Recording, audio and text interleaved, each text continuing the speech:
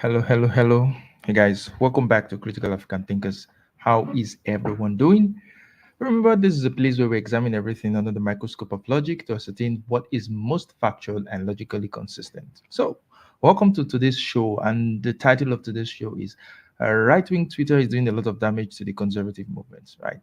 So, but before we get into the stream itself, before we get into the conversation, like, share, subscribe to the channel. You can become a channel member. Um, Also, don't forget to get my crime fiction novel on Amazon, which is a very, very interesting read. Features a debate on race and colonialism. So you can get the link to that in the description of this video. So the conversation I'm going to be having today, it's all these things always stem from Twitter, conversations that happen on Twitter. People say Twitter is not the real world, but there's a lot of things going on there. And at times it feels like the real world. It feels like it's a reflection of what really happens in the real world. It may not be the real world, but there are a lot of craziness there on Twitter, right? So the you you know I would des- I would describe myself in terms of values as someone who is conservative on the conservative side of things. So I have more sympathy for conservative opinions or thoughts or behaviors or values or whatever you may call it, right? And it's something I think that many black, not being American myself, right? But when I first started interacting with Americans over the internet, I had this sense that Black Americans would be very conservative.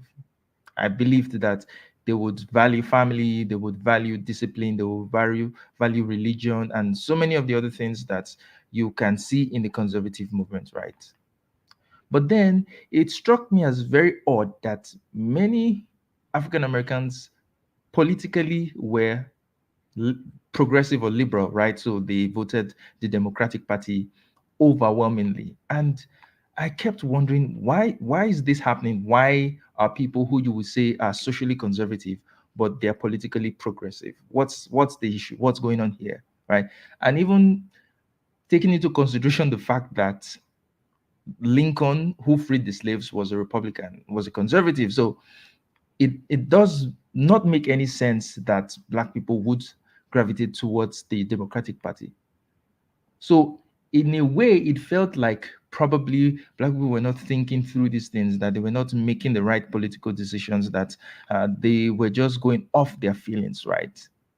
But as I've begun to interact with Americans more and more, I've really begun to see that probably there's a reason why the Republican Party, why black people are so repulsed by the Republican Party.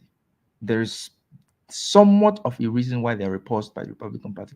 And the things that have happened, that has been happening, and even that has happened in this past few days, sort of just reinforces that kind of thought and opinion in my mind that probably black people are making an actually strategic, decision.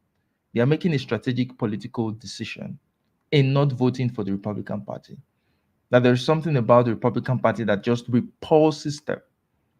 And I'm beginning to see those things. I'm beginning to understand why, a certain black person, even though they are socially conservative, would not want to vote Republican or would not want to associate themselves with conservatives. I'm beginning to see those things.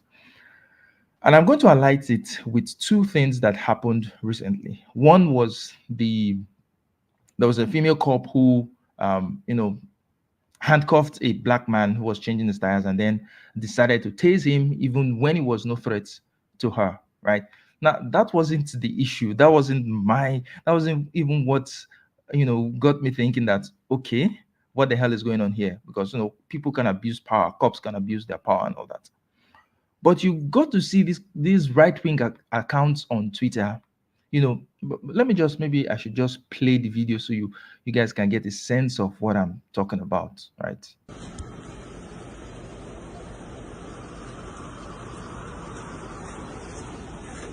Right there on the front of the car. Straight. I ain't doing shit, bro. I got gun right there. I'm not doing that. Oh yeah. I'm saying what you saying. Oh yeah, fuck. I'm not. Oh my god. Fuck up. Okay. Oh, down. Oh my fuck. Oh my god. Shut the fuck up. Oh my god.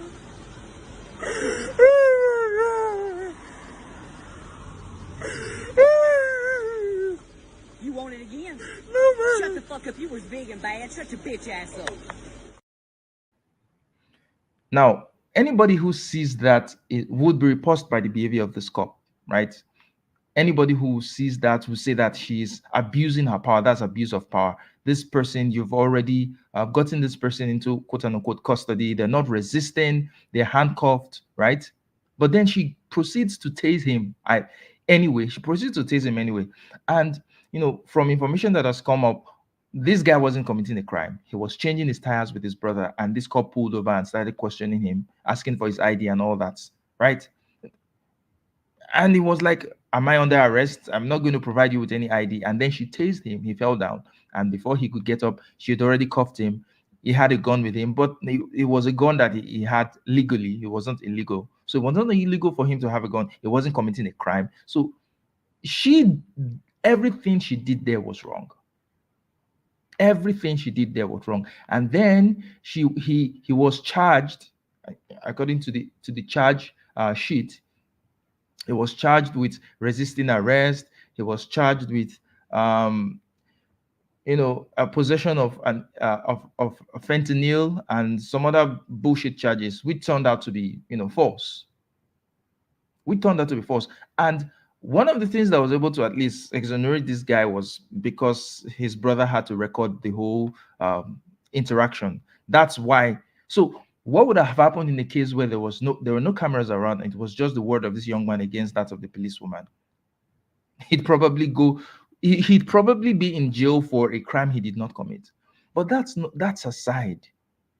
What got me what was really surprising to me was the reaction of many right-wing accounts on Twitter. Some were saying, oh, the guy is a felon, right? Okay, so he's a felon, right? Was he committing a crime? If someone is a felon and they've done their time, they've gone to jail and they've done their time and they are now out in society, does that mean the police have the right to harass them every time? No, he wasn't committing a crime. Other people were saying, oh, cops are always in danger, right? So it was okay for her to tase him, that he's a lot bigger than her. So it was okay for her to tase him. I'm like, seriously? This is what you're going to be saying in a situation like this? You can't even just pretend for once that, oh, what this cop did is wrong. You always want to back the blue at all the time. And it makes it very, very difficult to be on the side of the police when the bad police, they are not going to be taking, you're not going to hold them accountable for their actions. And this is kind of the problem I have with someone like Officer Tatum, right?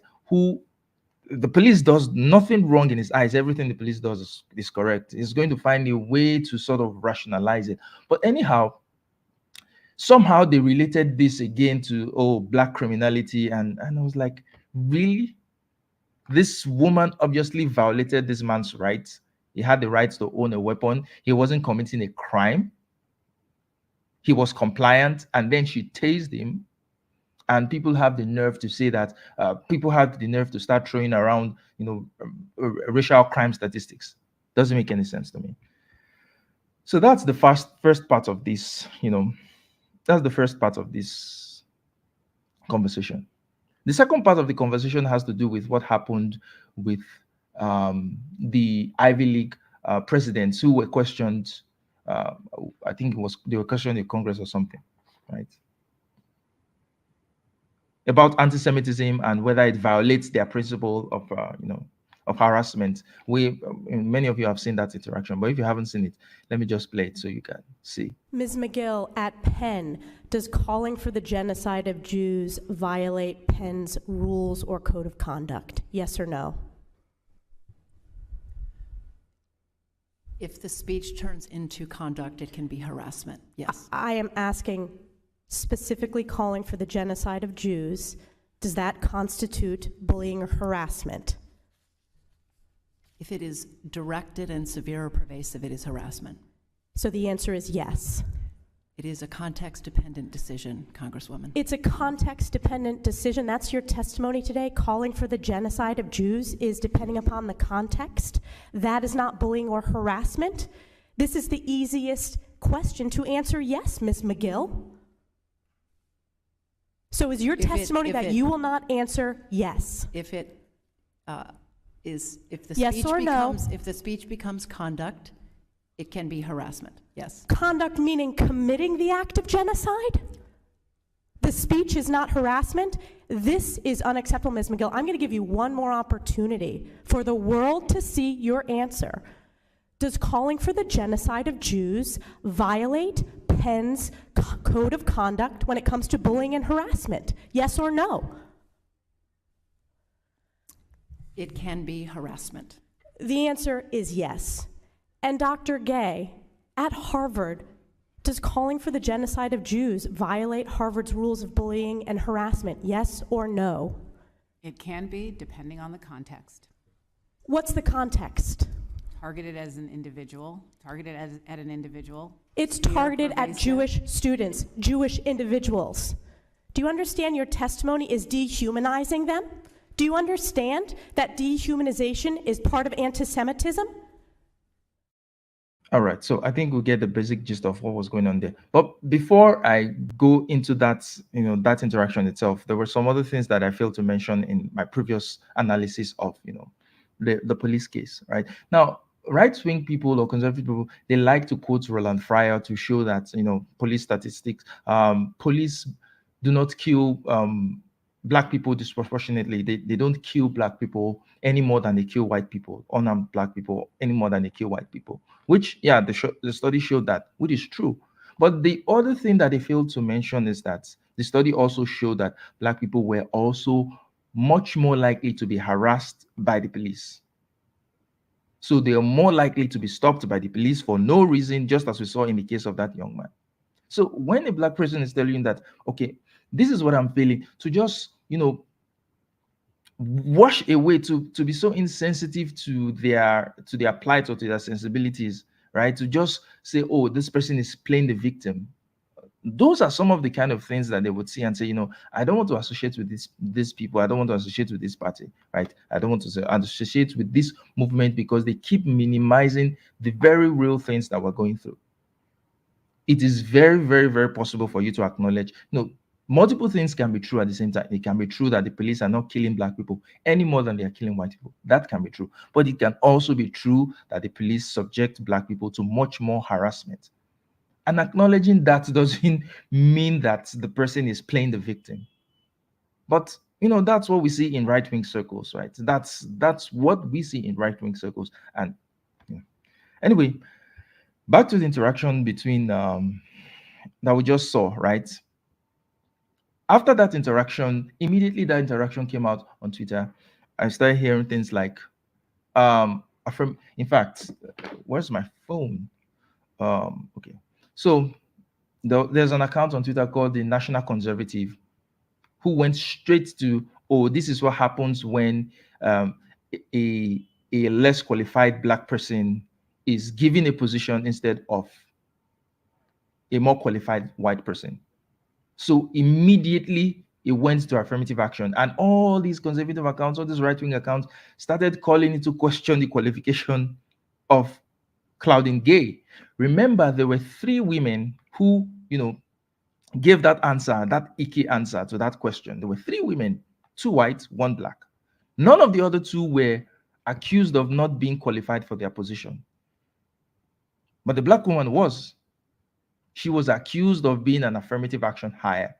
And then, so I asked people on Twitter, so what is the evidence for this so-called incompetence that you think this woman has? And what they pointed to was the fact that her answer during the questioning, that her answer is proof that she's incompetent. I was like, no, those answers don't prove, if at all anything, those answers prove that they are, hypocritical. It proves that they are ideologues, right? Because these were the same set of people that would say speech is violence when it comes to maybe other minorities or maybe gay and trans people, right? But in this instance, they are being very, very nuanced. So in my mind, that interaction did not show their competence or incompetence. So where did they get that idea from, that, oh, this woman is incompetent based on these answers? And then what they told me was that, well, she's the one that's most likely going to be hired for her race rather than by her competence. And I'm like, what? So you're just going to be speculating about the competence of an individual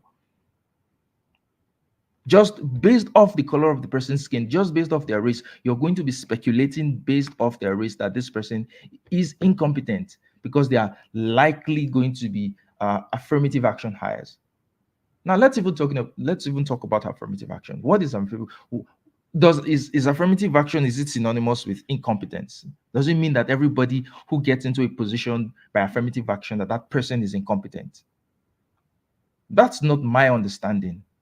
If at all, my understanding is to improve access to groups who were, quote unquote, who didn't have as much access to certain opportunities.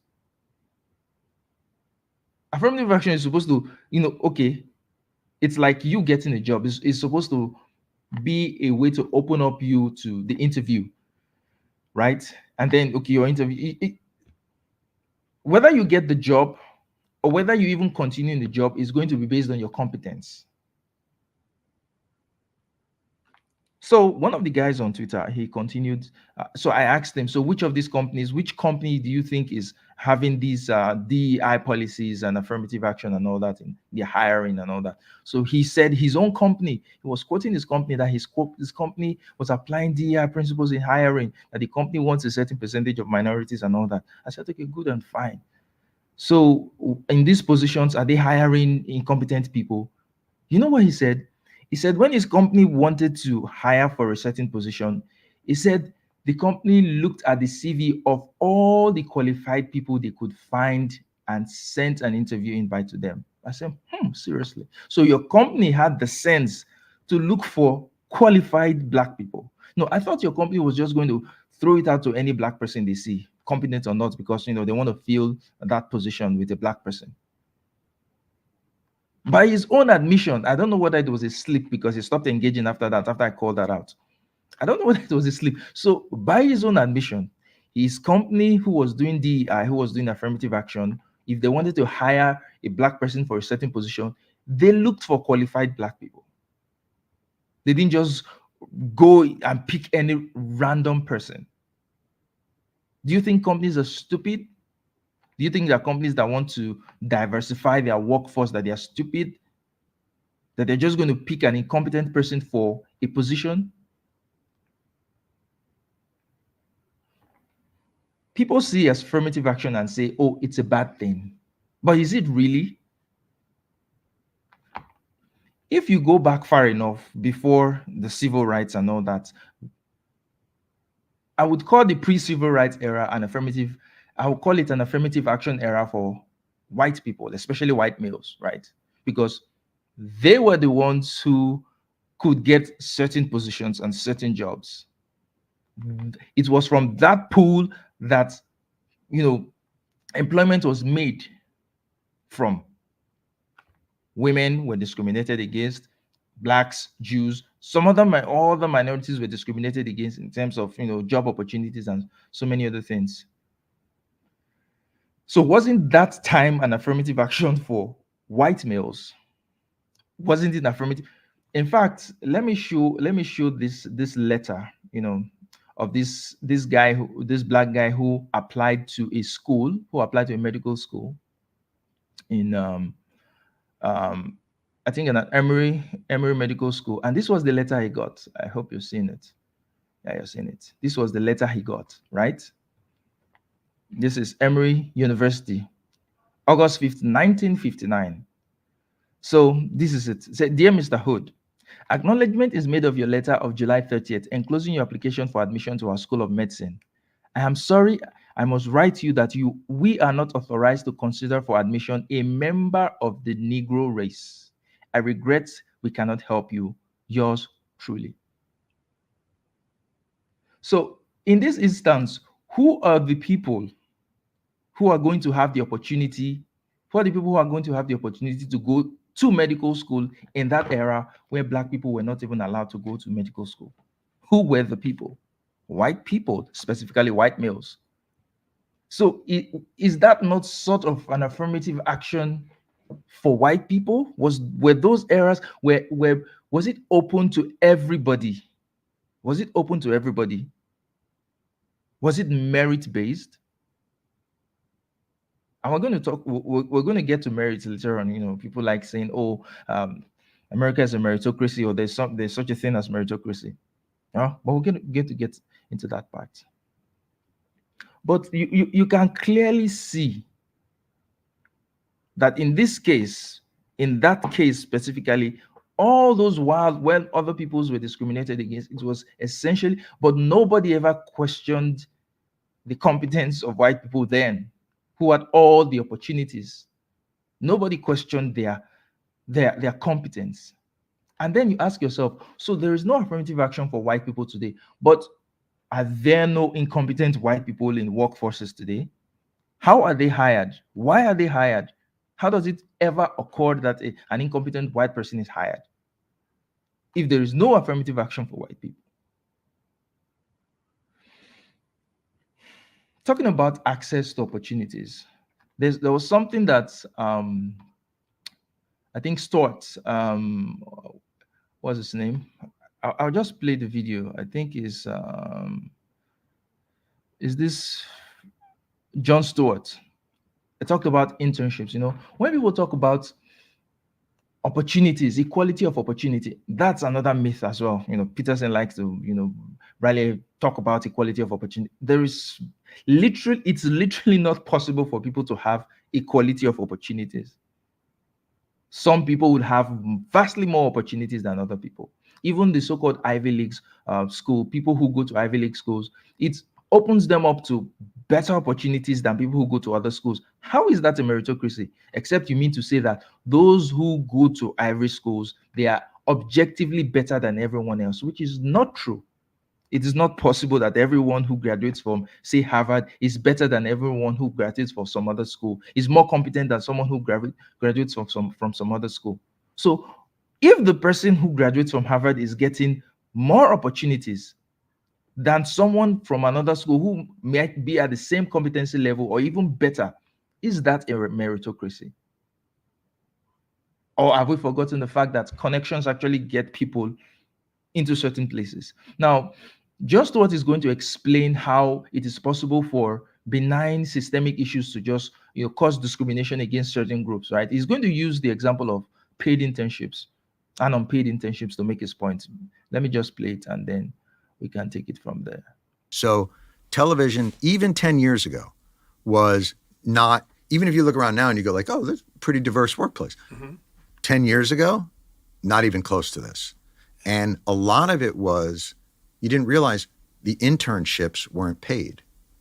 So if you weren't already ahead in life, in other words, if your parents weren't already ahead, right, you couldn't get an internship. You couldn't afford to take a job for no money and live in the city. And then when the show was hiring, who would they choose from? The interns. Yeah, the interns, right. So it perpetuated. And until you started paying the interns and changing the tributaries. Right? Yeah. And it's think how many ways that is manifested. Right. Think societally. About financial institutions who they hire from certain colleges. And then those colleges, though, are feeders and they don't look in other places. And that's two examples of thousands of myriad. So you ask yourself, when you have something like that, and then people will be saying, those who cannot, those who, for example, say, like the example that he just gave, all those who are in media and entertainment, they all got there because they are competent. No, they got there because they had the opportunity. And while there is no discrimination in hiring per se, some people could not afford to take on paid internships. So people who were poor, which Black people are most likely to be poorer, they probably could not take on paid internships. By that alone, they are already deprived of opportunities of, a possible career. And who knows how many other industries something like this happens in. And then when you see a whole lot of white people in these places, you just assume that it's because they're competent. That's why competence is just one part of the many factors that make people to succeed. It's not the only thing. It's not even the most important thing some of the time. There's so many factors involved, but some people will look at that and say, oh, it's a meritocracy. It's literally not possible for everyone to have equality of opportunities. It's that's a myth. That's a myth. People do not have equal opportunities depending on where you're from, depending on where you're born, depending on the people you meet, depending on the school you go to, depending on so many factors. The only thing that is guaranteed, the only thing I think is guaranteed as equality is equality under the law, in the sense that the law treats, which that's still in theory, but the law is supposed to treat everybody equally, irrespective of their station in life. That's what makes a democracy beautiful, not because it affords equality of opportunity, which is a myth, by the way. So you look at all these things and you ask yourself, for a black person to just be seen as de facto incompetent. Now, going back to the Claudine case, right? So, more information came later on that she had plagiarized part of her PhD thesis and all those other things. And yeah, which is a bad thing, right? It's a bad thing. It can be a sign of incompetence, right? But also know that there is a lot of fraud in academia, and a lot of fraud in research and all that. So it's not a unique thing, right? But however, it must be called out for what it is. And many people will say, oh, this is the evidence I was telling you that she's incompetent. No. Many of the people who called her incompetent out of the bat did not know about that. They didn't know about her academic qualifications. They didn't know anything. They only knew two things: that her answer didn't sit right with them, and number two, that she's black. And then they just went to that conclusion that, oh, this person is incompetent. Going back to affirmative action, and the DEI, the diversity, equity, inclusion, which many people don't like. I was looking at the American Electoral College and I asked myself, right, what was the purpose of the American Electoral College, right? Why don't all the states, why is it not a direct democracy where, the will of the majority just rules? And from what I understand, it's to protect the rights of smaller states so that they are not dominated by bigger states. And I'm like, isn't that some form of DEI?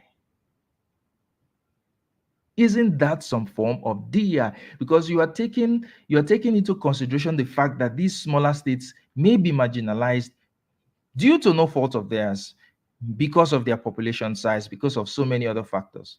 So let's have an electoral college system that sort of this is more like an equity kind of thing. It is not equal, it's not equal. It's supposed to be a direct democracy is supposed to be let if let the majority win, right? Like Trump didn't win the popular vote when he first became president, but he won the electoral college. In a direct democracy, Trump would not have been president. And one of the reasons why you have the electoral college is to protect the interests of minority states, quote and unquote. But nobody sees it as DEI. Nobody sees it as a bad thing. No, it's a good thing. It's a good thing, right? Anyway, I'm just trying to check my notes of the things that I wrote. Yeah. So these and many more other things it's what makes me look at. There is no reason why the Republican Party should not have a majority of black people voting for them, because conservative values, I think, are things that align very much with black people. But when you see the way some of the people in this conservative movement, Charlie Kirk, he's been on a crusade to he put out a statement that, oh, that he has credible evidence that Claudine Gay is going to be fired, that he has this, he has that. Massive crusade against this woman. And that's what all those conservative accounts, all those right-wing accounts on Twitter, that's once they just see a black person, it's attack, attack, attack, attack. Even black people who are conservative, who are part of them, they're not free from this attack. If a black conservative strays a little bit out of line, I've seen this interaction a lot on Twitter because I follow a lot of conservative accounts. In fact, it's mostly conservative accounts I follow on Twitter, right? If you stray just a little bit from the official position, you hear statements like, "Oh, you're playing the victim." This is a black conservative, a white conservative telling them that they're playing the victim just because they are trying to say, "Okay, wait, maybe there's more to this. No, maybe it's not really like this." You cannot challenge any of those positions. If you challenge any of those positions, you are playing the victim. And then you are wondering why, you know, black people don't find the Republican Party so welcoming. It's sad though, it's sad. But I think that black people are making they are making a rational decision. The Democrats might be treated by being infantilizing them, but at least they're not, dismissing their concerns. They may feign that they care, right? But at least they're not insensitive to their plight, or are not, just dismissing them, calling them, playing the victim and all that. That's not what's happening. And I can see why that would be appealing to anybody at all. I can see why that can be appealing to anybody, right? So, well, time to take some comments, right? Yep. Uh, is Essay and Stanley going at it there, right? So maybe just for a few minutes, right? I'll just anyone who wants to call, maybe Stanley wants to call in and let's have a conversation on this, right? I'm thinking there's something I've not shared. Is there a video I haven't shared? Okay, I've shared all the video, right? Good. So Stanley, hop on in. Let's talk for a few minutes, right? What do you think? What do you think is happening? Do you think that, the way these right-wing conservative people, the way they do their business as it relates with black people, do you think it's okay, it's cool? Stanley, Hey, what's up, Charles? I'm good. How you doing? I am pretty good. So, Yeah. one thing about the electoral college, it actually is population based. So, Okay. bigger states have more delegates or electors than smaller states do. Okay. But But the still odd not, thing, still not. Okay, go ahead. Sorry. well, the odd thing is the way it works now. Presidents are not elected directly. They're elected by the people. When they vote for president, they do it indirectly through the electoral college. And it just so happens if you win the right states, even if you lose the popular vote. And Trump was not an anomaly. The first time Bush Jr., his first election, he lost the popular vote. So it it's not a new problem, losing No, the popular vote but winning the electoral college. It's not a new yeah. phenomenon. So I'm not saying it's a problem. I'm just saying that part of the reason why it exists in the first place is at least to protect the rights of smaller states.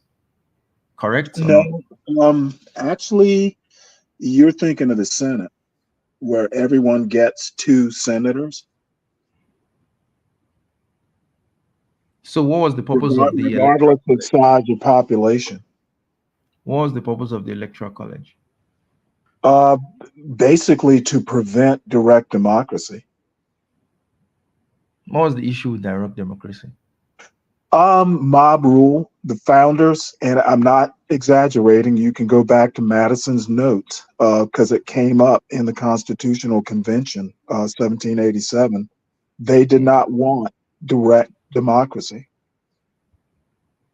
Okay. because it's tyranny. Basically, they were afraid of the tyranny of the majority. Mm. So, that's why a president can lose the majority of the popular vote, but still become president through the electoral college. They did not want direct democracy. And I can understand their point of view. Mm, However, it was kind of a dual-edged sword because it's why Republicans, if there was if there was direct democracy, Republicans probably would never win elections. mm, That's why there's gerrymandering. That's why, Voting Rights Act. The tyranny of the majority was a major fear of founders. They were literally elitists, and they wanted their interest protected. America is literally designed to protect rich people, and I'm not I'm not exaggerating. It's in the history.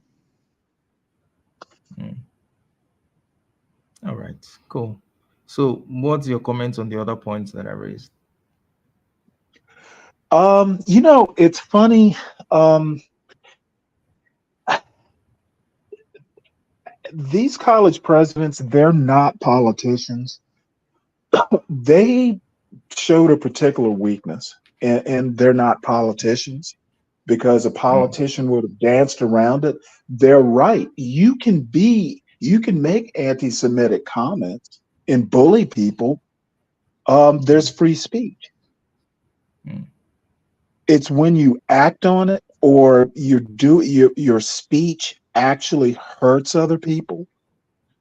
mm, So they weren't wrong, but they were contextually wrong. It looked bad. mm. Perception is Yeah, reality, and their perception, um, they weren't very good. yeah. So let me read a tweet from National Conservative, right? Talking about Claudine Gay. He said, "Are you skeptical that Harvard President Claudine Gay, who is paid over $1 million per year, was not chosen based on merit, but rather on her race and her gender?" This See, was that's not this was the this was a tweet that someone, three people gave an answer that looks bad contextually, but the black person's qualifications and competence is called into question without evidence, without no other evidence. Just this interaction is enough for them to say, oh, she's probably an affirmative action hire. She was yeah, probably hired but that's literally about as American as apple pie. I made the joke in the comments with Levi that, oh yeah, Barack Obama was an affirmative action hire too, right? Dude got elected twice. He was not an affirmative action person. This lady, Dr. Gay, she is literally like a Harvard and Stanford graduate. She was literally a Stanford political science professor. So, another weird. Go ahead. I don't know what to say. It's like, what else can she do? Yeah, after some back and forth with them on Twitter, so they came back with me and said, "Oh, she hasn't published as much papers as the previous Harvard president." I was like, "Really?" So is she in competition with the previous Harvard presidents for the same post at the same time? Was she competing with previous presidents? Do Well, does part of her everybody need to time, have she does was everybody need in to administration. The arguments are so silly.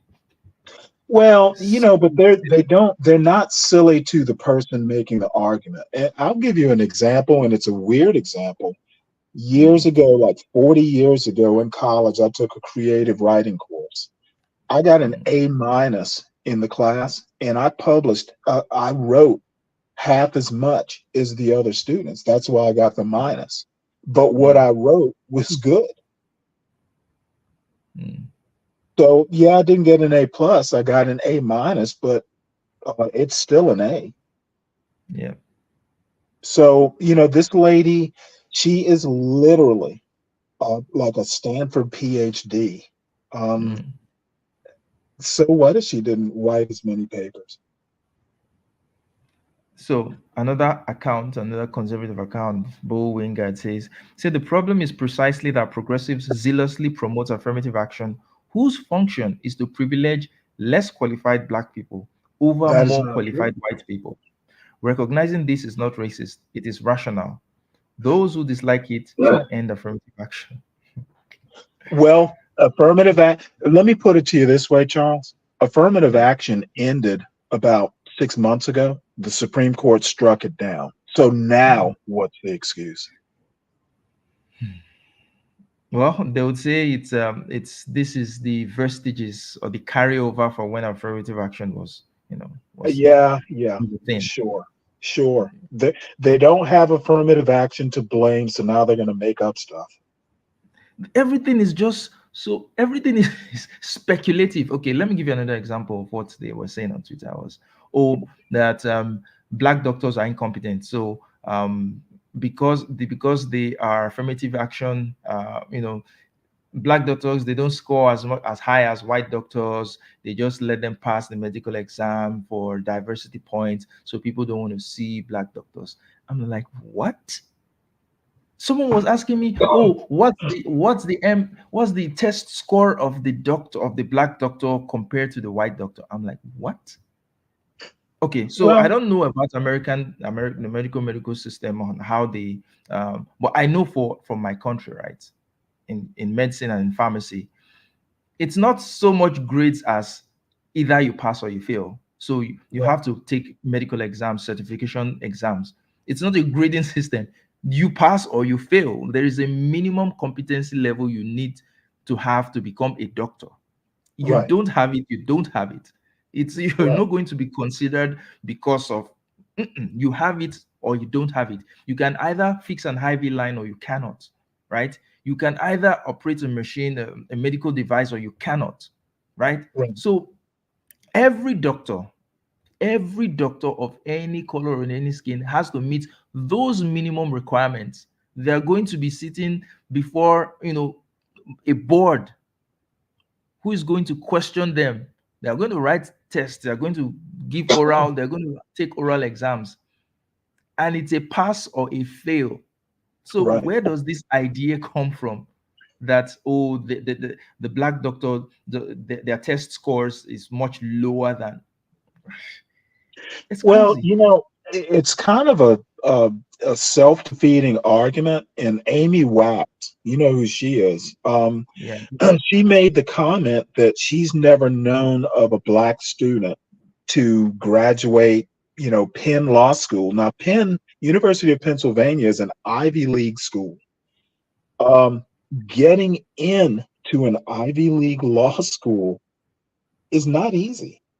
So Yep. if she and let's just she doesn't have access to like academic records. However, Yeah. let's just take it on her on the face value. So what if there's never been a black lawyer who graduated from the University of Pennsylvania in the top 10%? Do you know how hard it is to get into an Ivy League law school? Just getting there is an achievement. Mhm. And So, you know graduating. what? Okay, you graduated 99th out of a class of 100. You know what the employer is going to see? University of Pennsylvania Law School. They're not going to Mm, ask for, no one asks for GPAs in the real world. mm. At least not in America, they don't. It's it's crazy. This hierarchical America's obsession with hierarchies, like, oh, if you're there has to be a strict hierarchy based on competence, which is bullshit and nonsense in the real world anyway, because not everything is actually based on competence. There are so many other factors that are just into play to give any outcome, right? So it's man. No, people are just making it up. They're taking shape. They're shaping their arguments to their personal beliefs. Yeah, There's a thing. exactly. There's a thing in someone commented in your comments that if Carol Swain was hired as president of Harvard, she's, you know who Carol Swain is, right? Name Uh, is familiar, but I can't recall anything about. she's a friend of Glenn Lowry. She's a black conservative female Mm, political science professor. mm, Um, so Dr. Gay is a political mm, science professor, but if Carol Swain had been hired as president of Harvard, this dude mm. says he wouldn't call it an affirmative action hire. So Yeah, because you it's have to only be, Republicans. It's only Republicans that know how to pick qualified people. well, no, it's you got to be the right kind of black female in some people's minds. So there are no incompetent right-leaning black people. Yeah, Yeah. someone made similar arguments with Condoleezza Rice and some other things on Twitter too. There But are you know no what? incompetent right-leaning black people. No, it's only the ones Condoleezza, picked by the Democrats. Condoleezza Rice would be brilliant. I mean, she literally is brilliant. Yep. Like there are few people that are as competent. So And then and and then someone made a case, talked about Kamala Harris, or that she's incompetent. That's why they're not even looking at her to replace Biden. They're going to Newsom. And I said, you know what? For me, I actually think she's incompetent anyway. But Biden isn't any more competent given his mental state, right? That guy is like Methuselah. Yet no, he he's was he he's he no was less elected. capable. He is no less capable mentally than Trump, who's 3 years younger. Now, one thing I'm going to agree with: Kamala Harris is an incompetent politician. She I is. think I think she's a good lawyer, but I wouldn't make a good politician. People would call me incompetent. Some people have the gift, some people don't. Yep. Well, And Biden well. is America, and this is a larger point. America needs to get rid of this like 80-year. We have an 80-year-old president problem. Like, why are we electing old people who may be smart, but you know what? Um, if you've watched, and I watch a lot of Trump speeches, he's Mm, he you know he's not the sharpest pencil in the in the on the desk. yep. It's crazy. Anyhow, you know, I, it's very, very ironical for me when I see the sort of very stupid things, very little stupid, ignorant things that come from the right. It's always so hilarious that they can't even see the they can't even see how their own actions are the ones that are driving black people away from the Republican Party. It's almost as Well, if they already they know right. they know it. That book that I gave you the link to, the loneliness of the Black Republican. You Yeah. get around if you get around to reading it, you really should, Yeah. because I mean, it concentrates mainly on the '60s. Nixon figures prominently in it.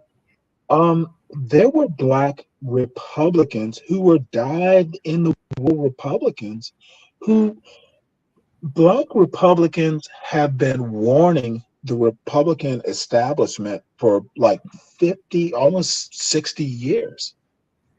Basically, since Barry Goldwater ran in '64, Black Republicans have tried to tell, these people are going to vote for Nixon no matter what.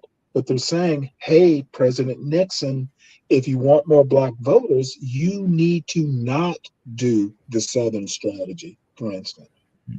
So Black Republicans have been on the Republican establishment for decades. Yeah. Michael Steele, you know who Michael Steele is? He was the No, first. He was the first black Republican National Committee chairman. He died in the womb Republican. Tried to talk reason to the Republican Party, and they wouldn't listen to him. but why? Why wouldn't they? Yes. Don't they Uh, want the black because votes? Don't they want? because of the South, the Southern strategy. If you start talking big tent, you're going to alienate Republican voters in places like Georgia, in places like Alabama, in places like Mississippi. You simply are. Hmm. And when I say America has a race problem, I'm not whistling Dixie. And you know what? Georgia is better. Actually, Georgia is not the worst southern state. Alabama and Mississippi, boy howdy, they, they have some problems. Tennessee has some problems. Oh, well, I think I think I've said my bit for this conversation. It's just ironical, right? Well, people are going Well, to do politics the way they want and to do it, so that's oh yeah, the and you know what? I think from where you sit, I'd be confused too. yeah. So thanks, Stanley. Sure. Um, I I have to go now. Really have to go. So All thanks right. everyone who came. Good Like, show, share, Charles. subscribe to the channel. Yeah, and catch you guys in another live stream. So to be bye for now.